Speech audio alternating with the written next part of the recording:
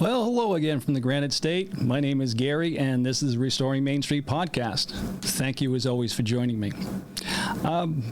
Doing a little bit something, what I consider special tonight. I know I've, in the past, kind of alluded to a new set of programs that I wanted to start doing with the title of Locals. And what I mean by locals, or what I'm suggesting, is just building up our local communities, getting more tight-knit, paying attention to more of those things that we can shore up in that way. That makes it makes our lives that much more secure.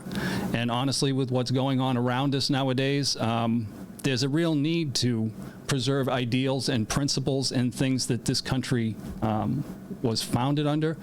And the way you're going to do that, the only way you're going to do that, is by shoring up those local things that you possibly can, as much as you can, and remembering individual sovereignty and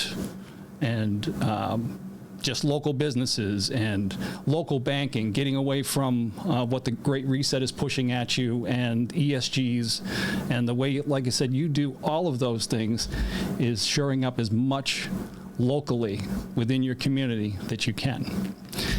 And, when we talk about those things, one of the other subjects that has to come into that discussion is taking care of some of the most vulnerable among us. So that's kind of where the program is going tonight. I have a guest tonight. I'll introduce her in just a second, but as we always do, I can't not have my stinger. So let's start the program.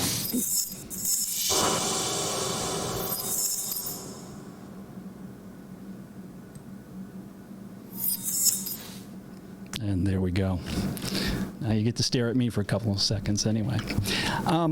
So what I'm talking about when it comes to local programs, I have someone I consider a good friend, not that we've known each other for a long period of time, but she started something locally here that is extremely meaningful and is really an important part of the community. And it's an outreach basically for the homeless.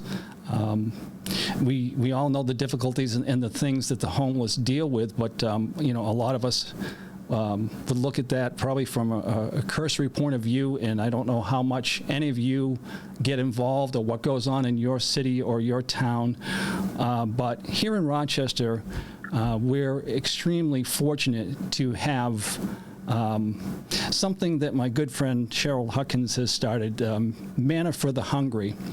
And, rather than have me yak on through this, because you're going to get plenty of me through this program, I'm going to introduce my friend Sheryl Huckins and let her kind of introduce herself and maybe explain a little bit about who she is and what it is that she tries to do. So, Sheryl, how are you?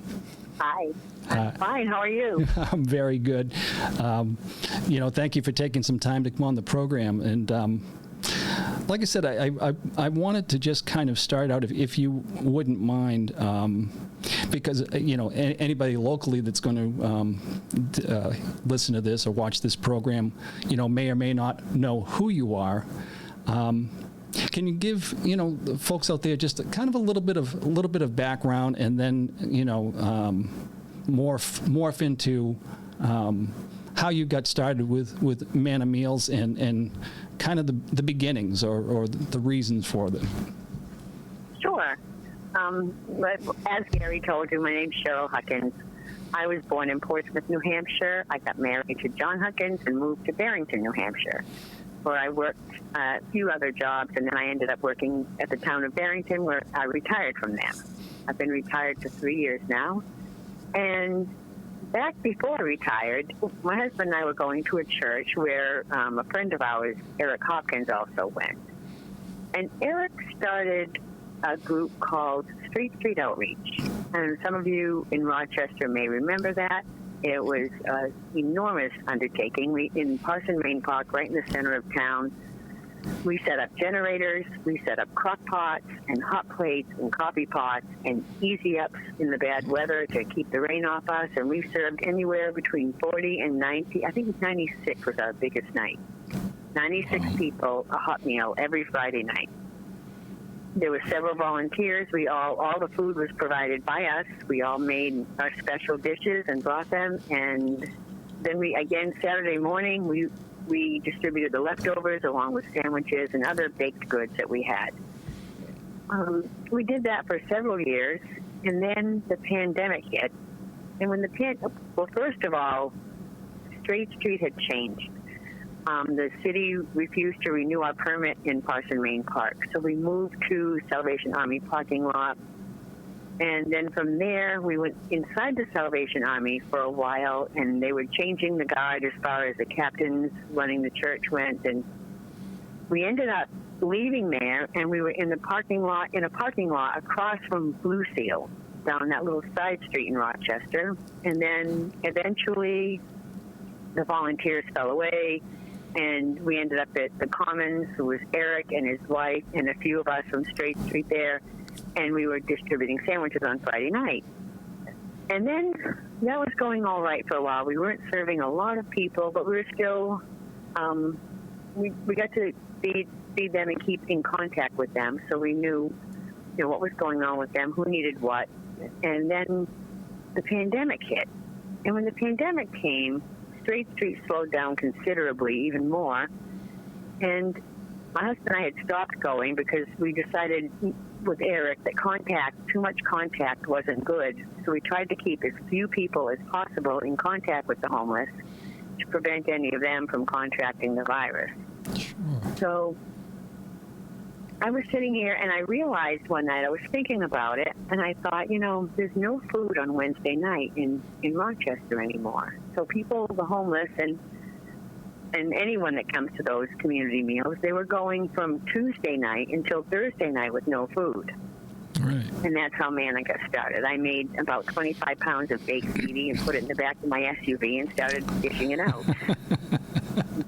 Yeah, we were talking about, Cheryl and I were talking about this a little bit earlier. She was explaining kind of the humble beginnings from where this came, and kind of the interesting story that,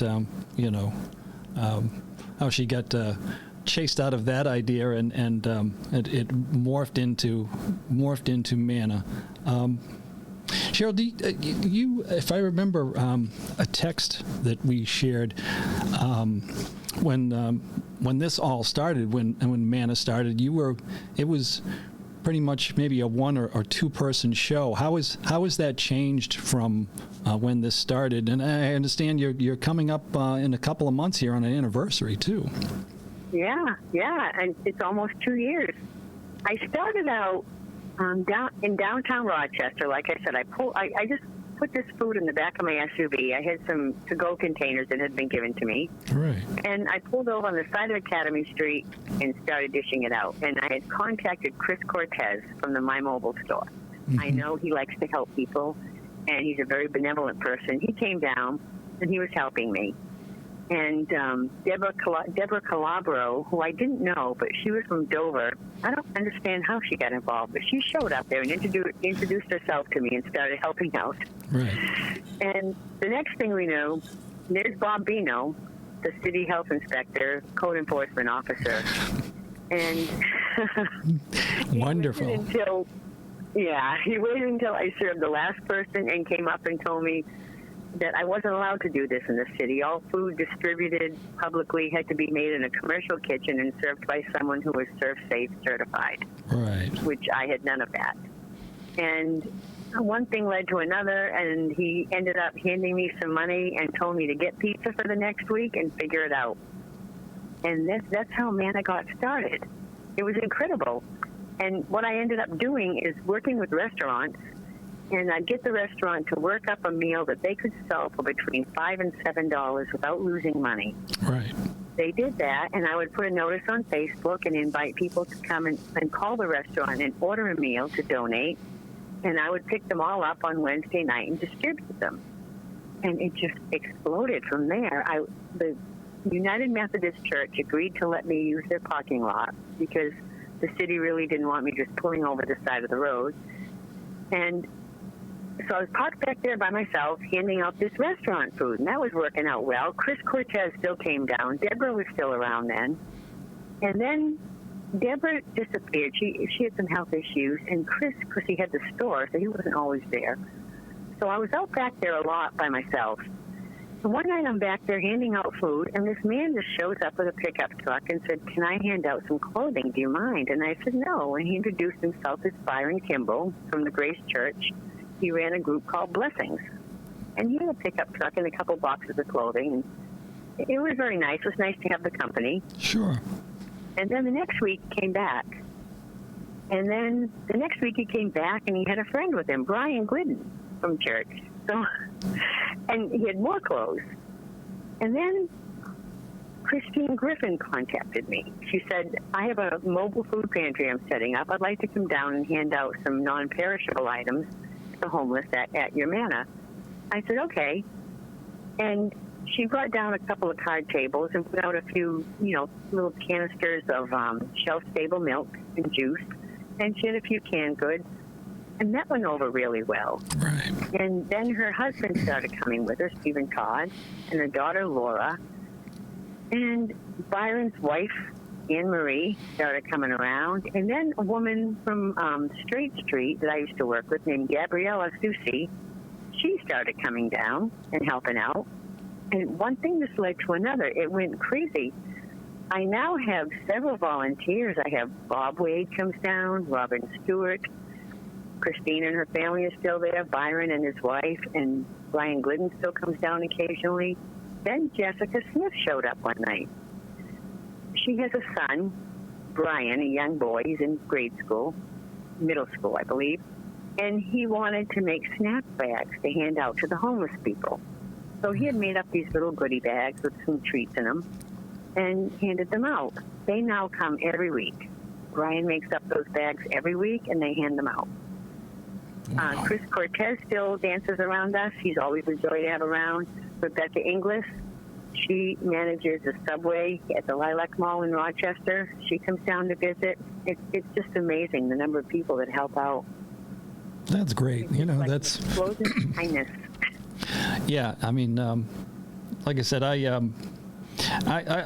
kind of got wind of what you were doing on Facebook to a certain degree, and then part of the way that Sheryl and I think got to know each other a little bit. Like it's not like we've known each other for 30 years. It's I consider her a good friend, but it's just been through what she does with Manna For Hungry to this point. But through my work, they had access to bread from a local bakery that they would give out because they just didn't want to throw it away. So I started whenever I could get that bread from my friend at work, I would swing down on Wednesdays and drop this off for to help Sheryl and what was going on there. And it was amazing actually to pull into the parking lot out in back of the Methodist Church here in Rochester and actually see how many people were out there willing to spend their time to try and see if they couldn't help these individuals who are obviously struggling in a lot of ways. So Yes. Sheryl, one of the things I wanted to ask, and it's something that I will see posts from time to time, with what it is that you're trying to do. I see individuals that will come on and question and maybe give you a little bit of a hard time on Facebook to a certain degree, but. And the gist that I get from their perspective of how they feel about this is that they have the idea that what you're doing and what you're trying to do it enables these people instead of raising their the expectations for them. And I know you said that you started out with a similar perspective. Can you talk about that for a second? Yeah, I'd like to. I did start out with a similar perspective. And when I started doing straight street outreach, I basically did it, as I told you, to help our friend, Eric. My husband and I were helping Eric in our minds. Through that, I actually started sitting down and talking to some of the people that we were serving. And from there, I realized that my perception of homelessness and addiction was completely wrong. I realized that I had no idea where these problems come from, what the problems even were, and what these people suffer. And what even struck me more is the fact that the people I was dealing with, they have no idea how to get out of this. Of course, we have some, like you said, there are some that they got caught up in the party. They either have addictive personalities, and there's a very few, but there are a few that like this lifestyle. Mm-hmm. Most of them do not. I have some that got addicted through medical reasons. I have one man that had cancer, and the painkillers they gave him, the particular cancer he had was a blood cancer, and it caused quite a bit of pain. And he was on opioids for a long time. When his cancer went into remission, the doctor canceled the prescription. By this point, he was fully addicted to them. Right. Before he knew it, he was on the street looking for relief, and he became an addict. The cancer came back. He got sober. He stopped doing drugs. He got clean. Went through a program. Cancer went back into remission, and he will not come into town. He's sober. He does not use. His cancer is in remission, and he lives just outside of downtown, but he will not come into town to the dinners. So this man, I either bring him a meal every Wednesday night after man is done, or Byron, the man that does the clothing, my friend Byron Kimball, he'll drop it off at his house. He goes by his house on the way home. But that's one story. And I have a few now who are addicted basically because for medical reasons. They got addicted because of back issues or whatever, and now they're full-blown addicts. Right. Then there's the people with that are mentally ill. I do have some that are mentally ill. The biggest problem I find is emotionally ill. People with emotional issues, they suffer. And when you talk to them and you get a little bit of background, what their lives are like, you realize that if you were raised in a home with two parents, breakfast, you went to school every day, you had a reasonable expectation that you were not going to be abused, beaten, raped, verbally abused, neglected, then you cannot conceive of the life these people have led. Right. If you didn't grow up in the foster care system, from one foster home to another, including some abuse. I have one man that was basically every foster home he went to, he's from New York City, tended to be more of a work camp. There was no love. There was no nurture. Right. And so their addiction is basically an attempt to self-medicate. Right. They either were not properly treated when they either have no mental health care, they've never had it, or they were improperly diagnosed and improperly treated for this. And I don't know what the solution is to that. But once I realized what was going on, and it made me think back to my youth when I had an old dear friend of mine who got addicted to heroin way back before we knew what heroin was. Right. He also came from a very dysfunctional home. He was abused. He was in the YBC system, which I'm sure mostly everyone has heard about the allegations of what happened at those places. And I can reasonably assume that he suffered some of that abuse as well. When we were 23 years old, he committed suicide. Wow. And I never understood why until I started working with the homeless. All of a sudden, it was like all the pieces were coming together, and I could see what happened to him. And I can see the same thing in the eyes of the people that I serve. Wow. And I'm determined to try and do something. Yeah. Something to help them, even if it's just increase their self-awareness, their self-esteem. Remind them that they are just as worthy of kindness as any of the rest of us. Yeah, that's like I said. I could understand from a certain degree. The opposing point of view. I can certainly understand that. the feeling that some people will not rise to expectations if expectations aren't at least suggested or somewhat demanded. But I can also see the reality of what's actually going on with a lot of the homeless as you explain this. Cheryl, do you have any idea, it's not like you're a census taking care of the homeless, but is there any idea of what we're talking about as far as, a ballpark figure for how many people are in the area and actually homeless? Well, I know that I serve anywhere from 40 to 75 people on a Wednesday night. I think 75 was the highest I counted. Right. And but there's others that I see them walking around. I know they're homeless, but I have not talked to them. I don't know them. They're not. I don't know them personally. Right. And the frightening thing is, there's new ones coming all the time. Every week, I see someone I hadn't seen before. Now, are you aware? And I didn't mean to interrupt, but are you aware of any other of the local communities? Not to disparage them at all, but just is there anybody else doing anything similar to what you're trying to do on Wednesday nights here in Rochester? There is. Actually, there's one right in Rochester. There's a group from a Newington church. a Newmarket church. It's run by Scott Dempsey and his wife Violet. They are there every Monday night.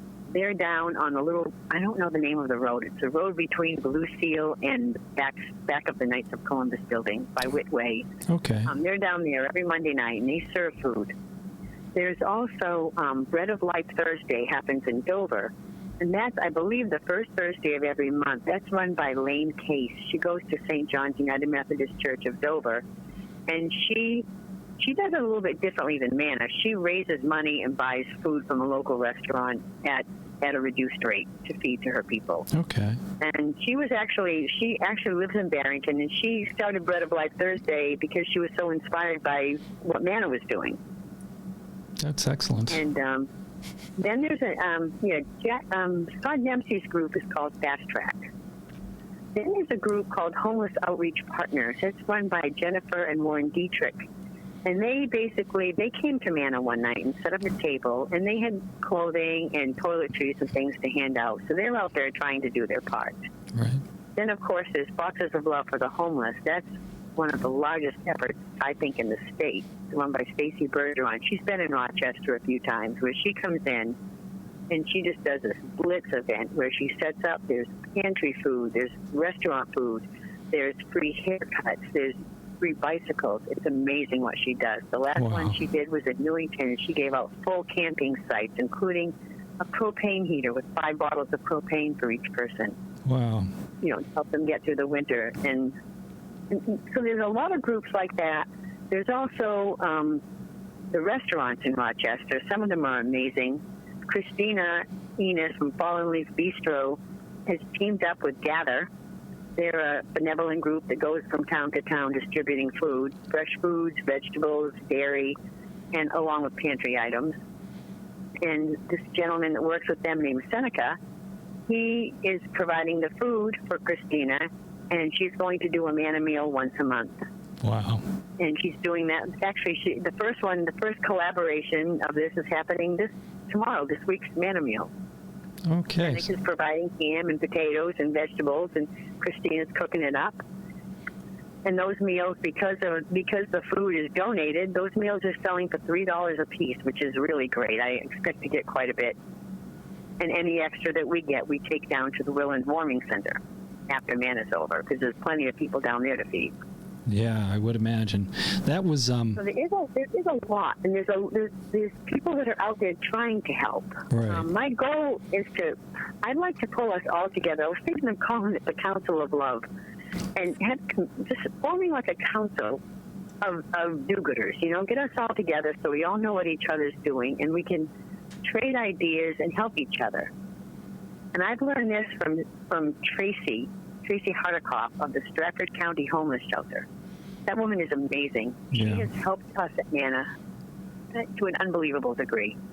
She gets things in for her shelter. When she has anything extra, she donates it to Manna. She's donated so many things to us. It's amazing. and she runs the most successful shelter. I think she's placed more than 60 people in 2 years into apartments. She brings families in. She helps them. She gives them what they need, gives them the training they need, stands them up, and sets them on their own. And she does all this with a minimal budget. She's an expert at fundraising and leveraging funds, and she just built a new shelter. And she just blows my mind. If every government agency operated the way she operates, we would have a lot more funds to do a lot more work.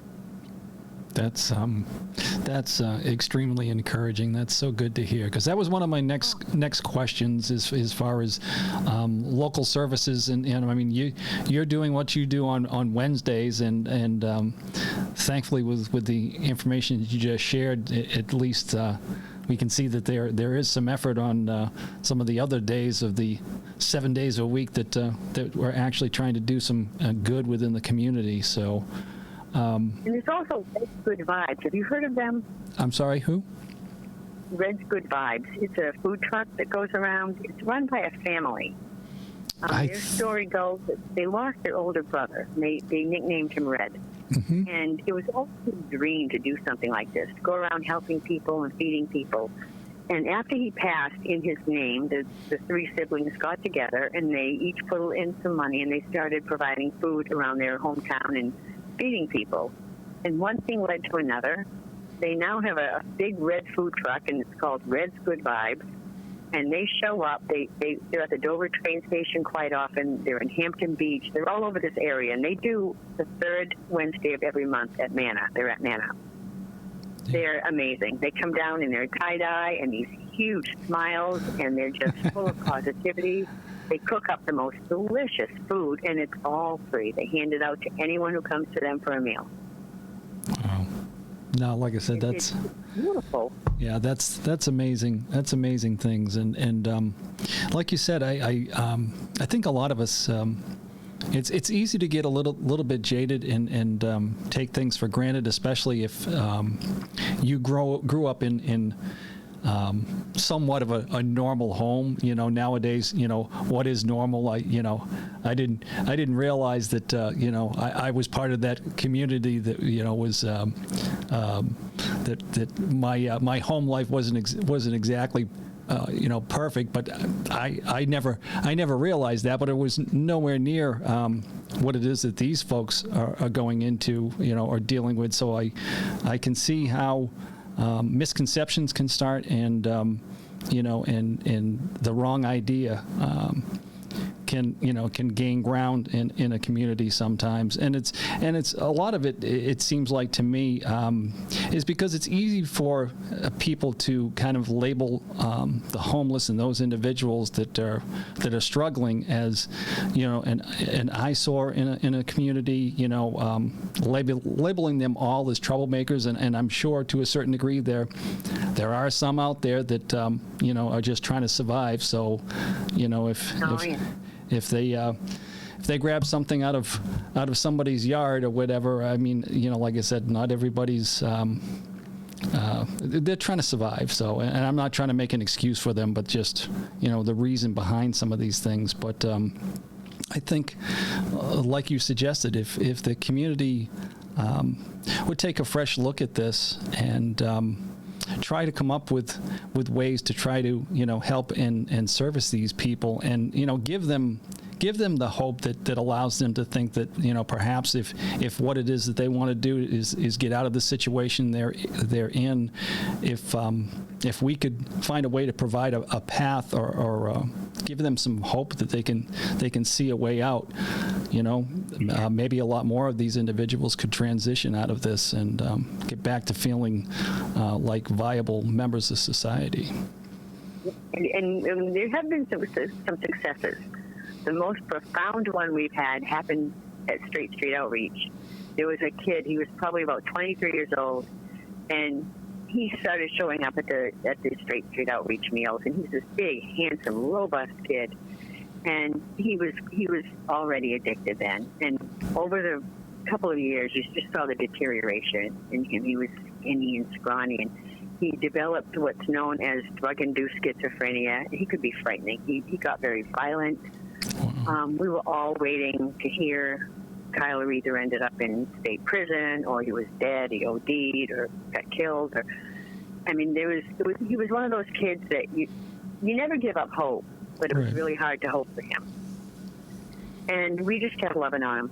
You know, I mean, he needed boots. We found him, my husband and I found him a pair of brand new boots someone donated. We tracked him down on a snowy night and gave them to him. He came to Christmas. I do a giant Christmas program for the homeless. I give them all these great big gift bags full of brand new items that make life outside a little bit easier. Yeah. And we would hand those out at Straight Street Outreach while we were serving a full turkey dinner. And generally, the day before, we did it the last Friday before Christmas. And I don't know, for some reason it seemed to always be snowing that night. But, you know, kind of added to the festivity a little bit. But, sure. And he showed up that night, and he was in the schizophrenic episode. He was very ugly. He was swearing at me. And I said, he didn't want a gift. And I said, well, I have it here for you. And he says, I said, it has your name on it, so it can't go to anyone else. So when you're ready, let me know. And he said, what's my name doing on it? I don't want my name on that. And I said, well, I said, Tom, I said, you know, I love you. I said, it has things in here I know will fit you. I know you need. I know the colors you like. And I put this together especially for you out of all the items that were donated. And I put a couple in there from John and I, too. He had it back to me. And he said, well, what did you do that for? And I said, because we love you, Tyler. And he turned around and looked at me, and there were big tears coming down his face. He snapped right out of that episode. It was the most unbelievable thing. Everyone there was just silent, staring at him. And he looked at me and he said real softly, I haven't had a gift with my name on it since I was 12 years old. Right. And it was incredible. A couple of months later, he went into rehab. He went and called his grandfather, who lived in the area, and he hadn't seen his grandpa since he was a young kid. And Grandpa took him right in. Grandpa was a 44-year AA veteran, and got him into NA. And he contacted my husband and I, had us go down and attend a couple of chip ceremonies. Needless to say, it's been 3 years now, maybe going on 4 years. He's still clean. He moved down south with his mom. He's working. He's met a nice girl. He came up last summer and took my husband and I out to breakfast to introduce us to her. She's now his fiancée, and they're expecting a baby. Wow. So there is light at the other end of the tunnel. The Lord does have a plan for all of us. Yeah. Well, that's why I say, you know, there's a lot of reasons nowadays to be cynical and hard about things. But what I try to share with people when I feel like they're open to hear it is that, you know, you should never label anybody. You can never give up on what their journey is. You don't know how long it's going to take for them to turn around, and the only person that can determine that is themselves and their relationship with the Lord. But you know, all we can do as Christians and those that are supposed to be serving our fellow man is to try and facilitate that as much as we possibly can. So that's absolutely, that's a wonderful story. That's really a great story. One thing I try to do at Manna too is remind all the people that come to eat of how much they're loved. I point out to them, you know, these dinners are provided to you by restaurants. Rochester, by the way, has the most amazing restaurant community. I've worked in restaurants and bars, put myself through college for 10 years in Portsmouth, and up here. I've never seen anything like the restaurant community we have now. They are all supportive of each other. They all support Manna. I've only had a couple of them turn me down. It's only because they were too busy and they couldn't do it at the time. Sure. But pretty much when I call them and say, do you want to do a Manna meal? It's yes. Yeah. I have one in town that won't even charge for it. Wow. They do all 70 dinners for free. Wow. And in the beginning, it worked out for them because during the pandemic when things were slow, doing a Manna meal got them some advertising. It got them some good vibe kind of advertising, you know, and brought in a little bit of money, not what they would normally make, but it helped them, when sales were down so low because they were either at half capacity or not having any sit-down meals at all. This added to them, and it also kept their name in people's minds. When you're ordering your Friday night takeout and you've seen their name on the Manna advertisement, that name suddenly is still in your head, so you may order from them. Yeah. Well, and then those are the things that I, talking about as far as shoring up your, your local community in any possible way you can. And we all need to just be more aware of those things that we can do. And the more we become, more close-knit with all those in our community and the businesses downtown and the people that own them and the good things that each of them is attempting to do outside of just conducting business every day. All of that, just like I said, builds a much stronger, more vibrant community, and that's something I've been hoping and praying for Rochester for several years now. I mean, it's part of the reason I started doing this and what I'm trying to do. So it's all so important. Beautiful community. And Yeah. I always remind the people that dine with us that, these restaurants are doing these meals at a greatly reduced cost. And they continue to do it now that business is pretty much back to normal. They're still doing it. Right. The people that call and order these meals, they're doing this out of the goodness of their heart. They're basically anonymous. I don't know who they are. Right. They call the restaurant and they order, they pay for it with a credit card. And I pick the meals up on Wednesday night. I don't know who's bought what unless they tell me. Right. They don't know the homeless. The homeless don't know them. And I always point out to them, I said, this is the love of God that you're seeing. Yeah. The love of God in a person's heart to call up and order a meal for you, basically anonymously. That person is not getting any thanks for this from you. He doesn't get to know who you are.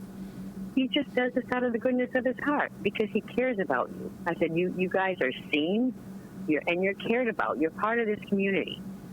And I always try and do that and let them know that they are included and they're counted among us, among everybody else. They're not really aside from us. They're part of the community. Yeah. And like I said, no, go ahead. Sorry. So I'm just, we take care of each other. Yes. The Lord, Jesus told us in the Bible, love one another. He didn't put any conditions on that. He never said love only people with jobs, love only straight people, love only people who work, love only people, who are perfect. He never said anything like that. He just said love one another. Right. And that's what I see happening, and I see it through Manna. And it's such a privilege for me to be able to witness this. Yeah. People will thank me for doing Manna. It's like, really? I don't do that much. I make sure I have a restaurant for the week. I Right. put up a notice. The rest is all done for me. Other than that, I pick up the meals and show up and hand them out. Yeah. So just quickly, yeah, I think a lot of people that are listening, are probably aware of this, but take just a second and explain once again where on Facebook and how people can actually help you with this effort of yours. Okay, well, there's several pages. One of them is a page called You're from Rochester, New Hampshire, if you ... Right. And I advertise on there. You'll see my advertisement every week. I always put a picture of a giant wooden cross with a beautiful blue sky background and at the end of my narrative. And then there's a narrative that includes the name of the restaurant, the price of the meal, between $5 and $7, the phone number, and what the dinner is going to be.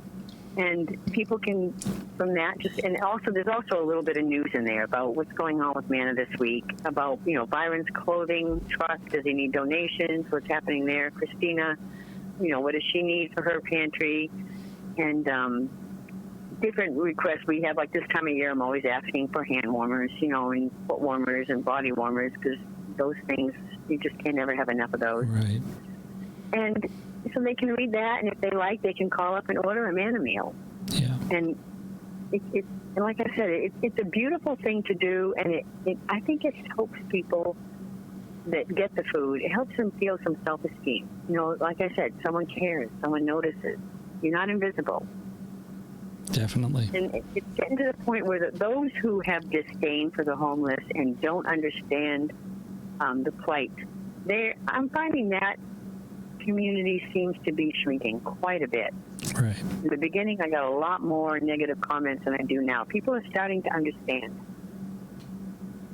Well, I think it's just a testament to to what you're doing and the effort you're putting forward. You're definitely being led to do so. So I just want to encourage people that are listening to this podcast that you would go to Cheryl's Facebook page, Manna For The Hungry, and read up on all the information that she has there. Like you said, she posts ahead of time, ahead of Wednesday, what the meal is for the week, what restaurant to call into in order to place your order to help kind of feed the homeless, and just understand. Think of this every Wednesday night. If you can picture the back of the Rochester Methodist Church and all those individuals showing up there to hand out clothing and food, and what kind of a true encouragement that particular time every week is for the people in our community that are basically that are struggling, and it's important that we reach out and try and assist them in any way we can. So, and it's also important to know I do have some that work. Some of these people they just fell on hard times, and in an economy like this, when you fall on hard times, getting up is not easy. No. When you get evicted from your apartment because you can't pay rent for whatever reason, you might have had a bad accident or something happened, and once they lose their apartment, and you have an eviction on your record. It's right. So hard to get into another one, and some of them actually do have jobs. And I just cannot even imagine sleeping in my car or a tent and trying to do that and hold down a job. That's incredible. And I have to give them kudos for that. Yeah. Well, that's amazing stuff. So, Sheryl, when we're finished here, later on, if you would maybe send me some of the information, some of the links of some of those other groups and individuals that are actually servicing the community, I'd like to post those on the Restoring Main Street page, and basically I just would really like to thank you for what you're doing right now, and the effort that you're putting forward, and what it kind of says about Rochester and what it is that we're trying to do here. And like I said, all of it's just so very important. So I want to thank you for taking some time tonight and just sharing this message and this information with all of my podcast followers. So thank you so very much. Thank you very much for having me. It's nice to be able to talk about this openly, and it's nice to be able to talk about it openly to a community that I see as amazing. It's full of amazing people. The love in the community of Rochester is huge, and it's growing and it's getting better. And I really think that's going to be the answer. If there is an answer to this problem, that's it. Yeah, it's community, and like I said, shoring up that community. That's why my theme for this. I have a couple of themes for this year. Is one of them in a broader sense is stop settling. Stop settling for the least worst thing in your life or your community or what's going on around you. Stop settling, and the other is let's concentrate on building up and supporting our local communities and making them as strong as we possibly can. So, Sheryl, once again, we help others. Yep. We help ourselves. Yes, we do. So, thank you once again, and I'm going to let you go, and I'm going to wrap up the rest of this podcast. But like I said, thank you so much for sharing your message with all of my listeners out there. So, anytime. You have a wonderful night. You too. God bless. God bless you. Okay. Take care. Take care. Bye-bye. Bye-bye. And like I said, that was Sheryl Huckins, and her Manna meals and what it is that they do, what she does, and that group of individuals. It's an amazing thing here in Rochester, and it's just grown and grown, and you see just the change in the community and the individuals that support this, and like she said, the restaurants and the individuals that help on that end of it, producing the food. It's an amazing thing to see. So please go to Manna For The Hungry. Look that up on Facebook, and like I said, you can read on that page all of Cheryl's efforts, the group's efforts, and what it is that they're doing. Find out what the meal is for the week, and then I encourage you to support them. We need to do all we can, like I said, to shore up our communities, and part of that is helping the least fortunate among us. So, okay, let's get through some business that I like to share each week.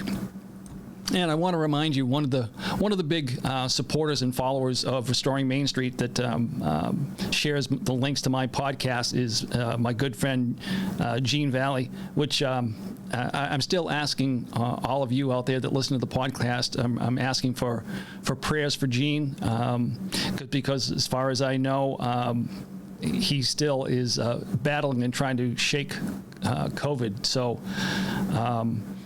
He's done so much for this program, for Restoring Main Street, and trying to help widen the outreach of what we try to talk about here.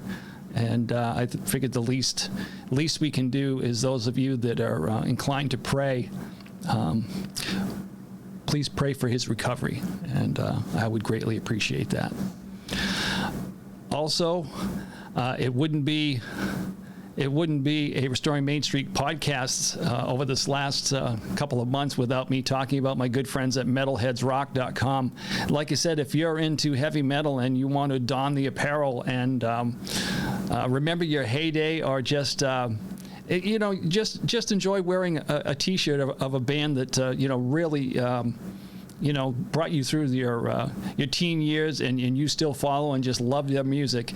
Anything from T-shirts to mugs to jewelry to, like I said, wall hangings. I noticed, and she's going to throw stones at me, my friend at Metalheads.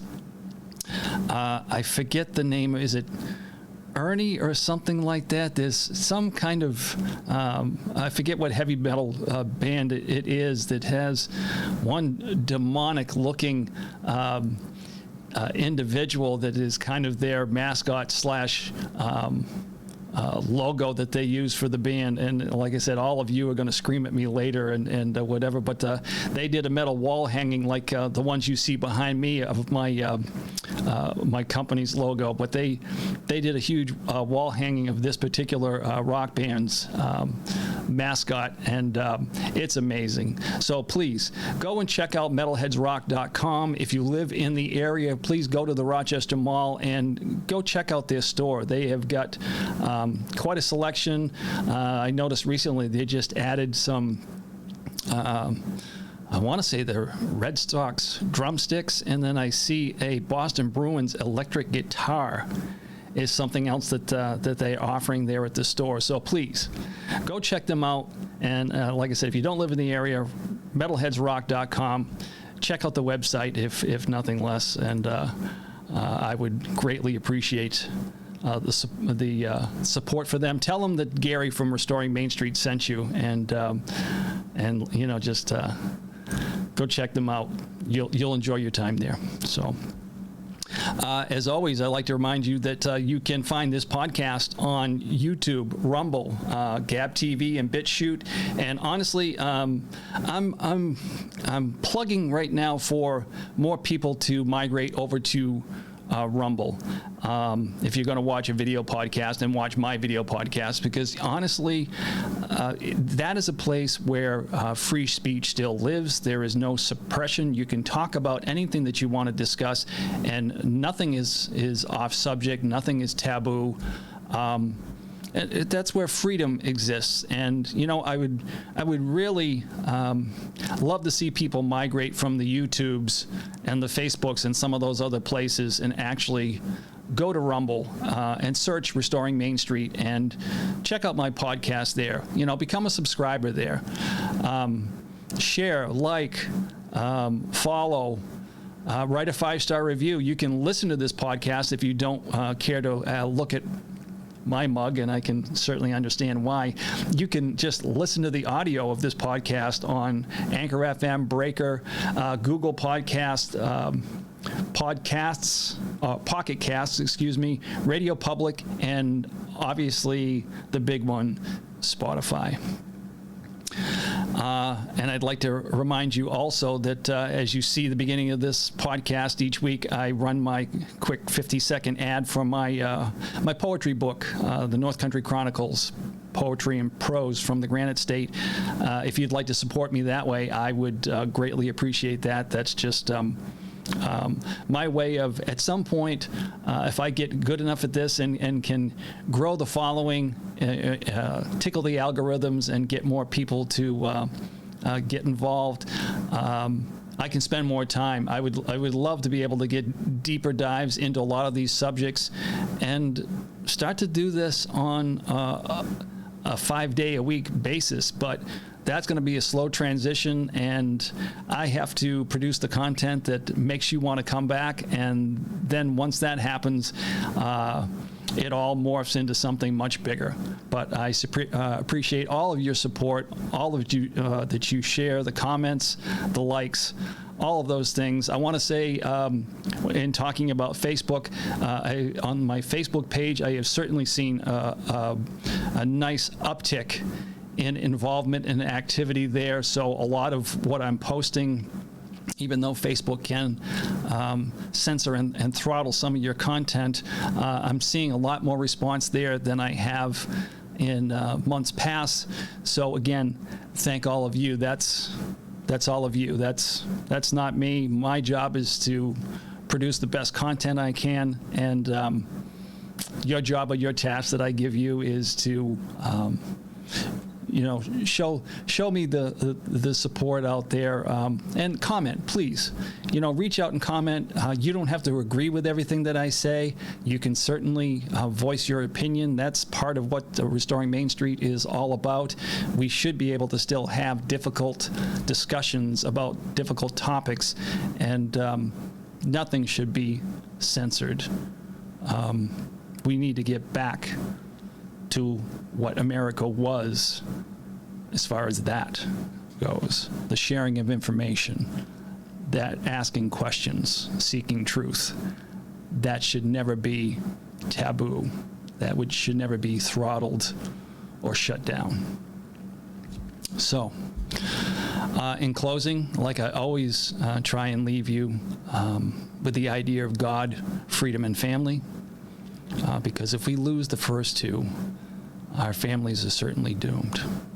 So thank you once again for tuning in this week, and until next time, God bless.